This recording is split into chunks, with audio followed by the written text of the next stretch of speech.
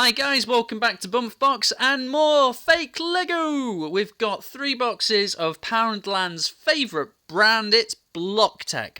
And I'm going to do a bit of a comparison. I've tried to make a few Lego versions of these to just kind of see what kind of details are going on there and if there is much of a difference. Bearing in mind, these boxes were only £1 each, so for that kind of price, it's hard to begrudge or moan or be overly nitpicky, but I will try. Anyway, first things first, we've got an invasion. It's an alien invasion. And what do we have here?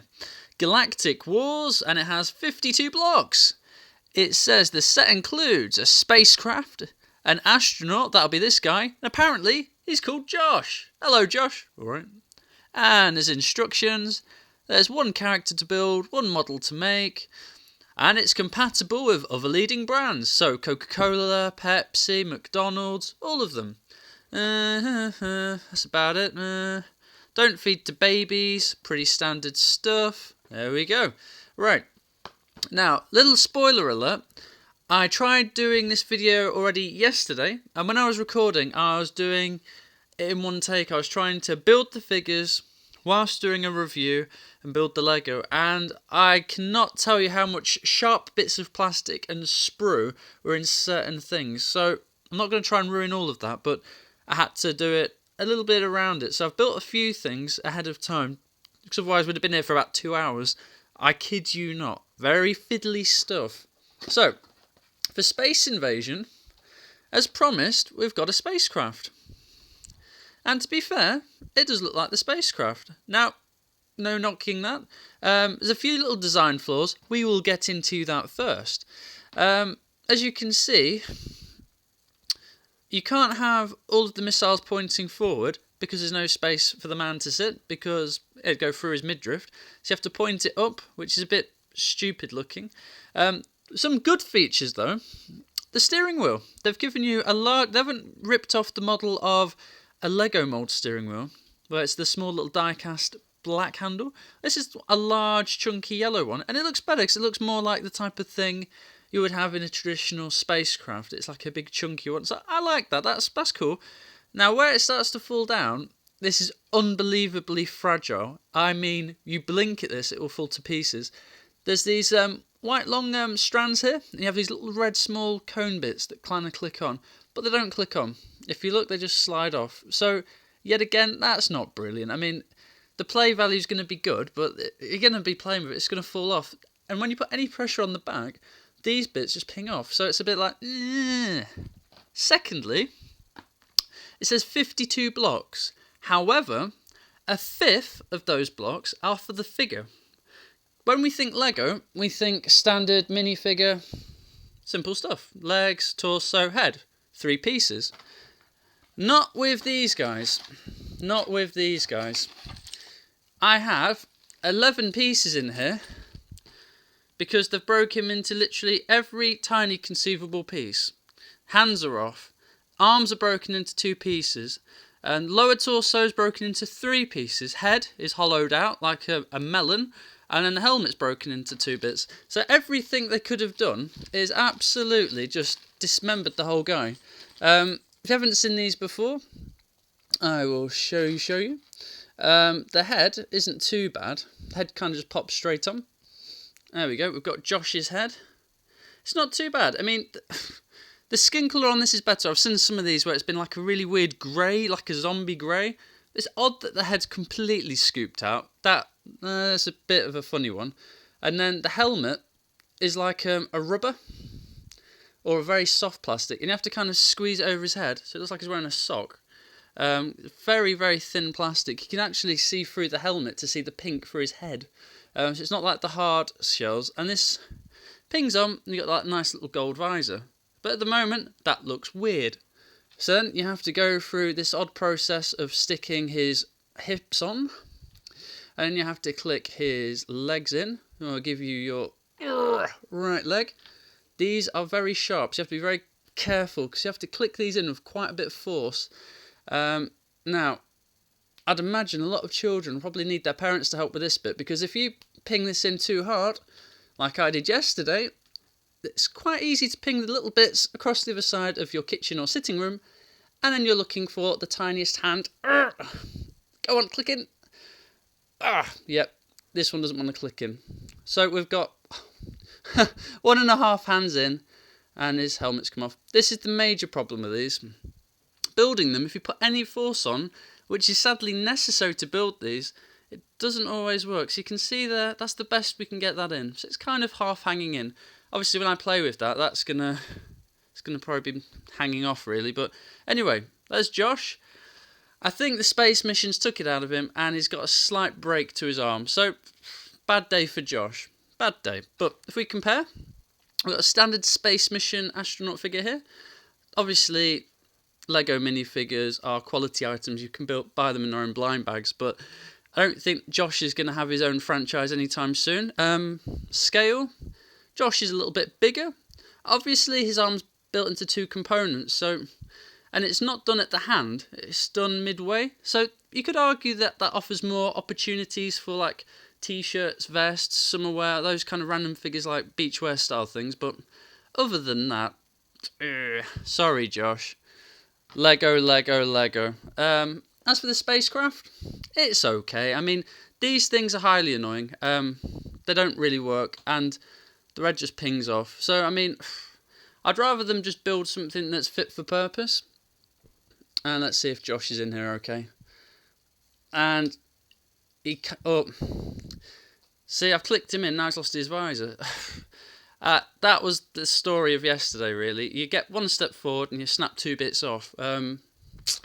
So overall, if I'm being generous, I'd give the Alien Invasion 5 out of 10. I mean, if my hands are a bit shaky, I've done both my thumbs in. I fell over at a theme park and, yep, I went to put my hands forward and I landed on my thumbs.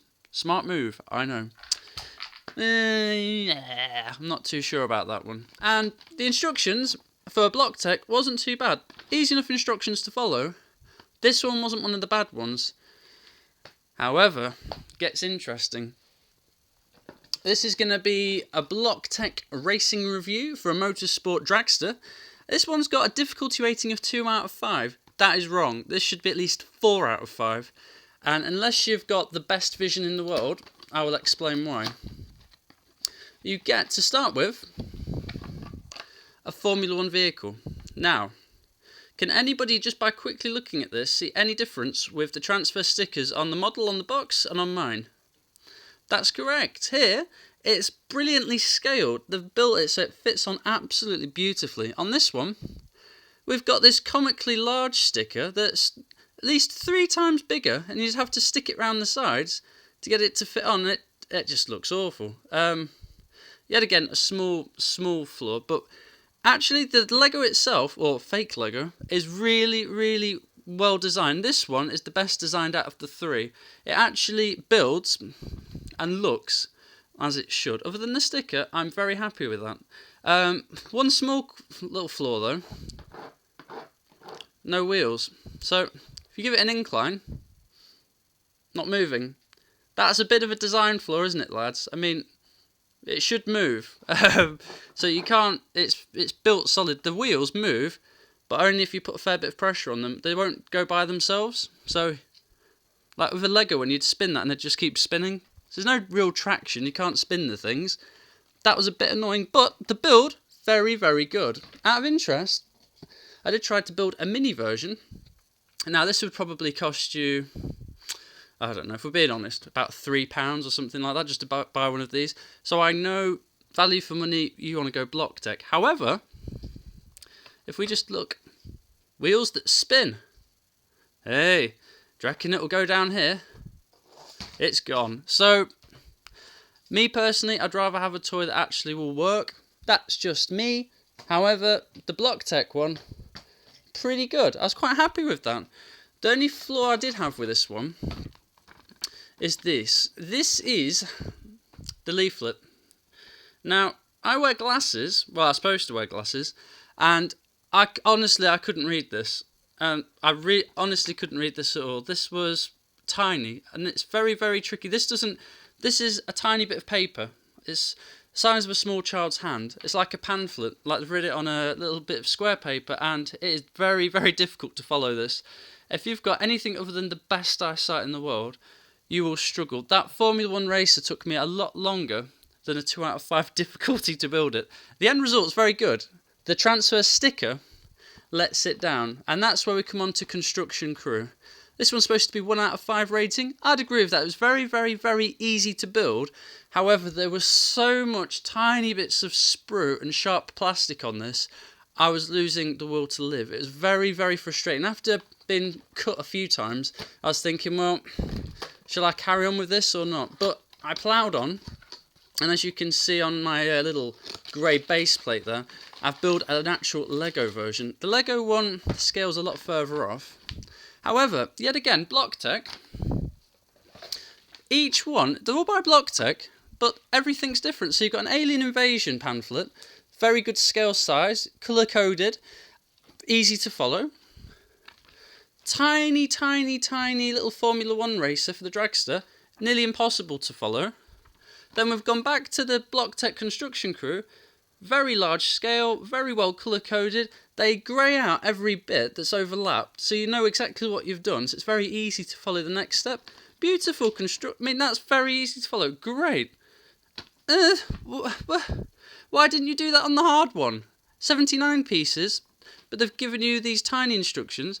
The one only had like 50 pieces. They've made you this massive, elaborate, brilliant display, which takes 2 seconds to follow. Think of it, lads. Come on. Anyway, this is our digger. It's a bit loose. It's a bit rickety. It's a bit like it's been bouncing around for real on the roads trying to fix stuff. You've got a very nice scoop. The attachment on the end works very well. The stickers on this one, fair play, are fit for purpose. They are measured. So you've got all these different sizes of the hazard warnings that go on diggers. So you've got your traditional black and yellow, like JCB construction crew things. Very, very nice. I like those. That was a nice touch. However, it's a bit patchy. So you've got a big hole in the back there, behind the seat. If you see in there carefully, it's all sprue hanging off, which are the driving controls. These were very sharp. They don't fit in, so they don't stand up, so they just drop over. And how it's been designed, the wheels pop off if you put too much force on them, and it's just a bit rickety. The crane on the front works okay, so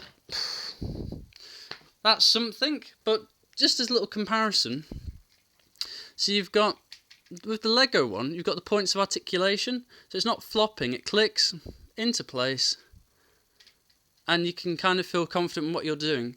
The design on these ones is, I don't know, it just feels so much stronger and secure. I know it's a lot more money for Lego, but I don't know, with these things, because it's fake Lego, they've obviously stolen some of the moulds, but where it falls down is, they should still build the same, but they don't always feel very rickety, because they haven't got the designers on these instructions. That's where it falls down for me. In review, if I had to, I'd say get this one if you wanted a challenge, and for £1, you can't really knock that one. The other two, I would avoid. I mean, come on. Until next time, bye!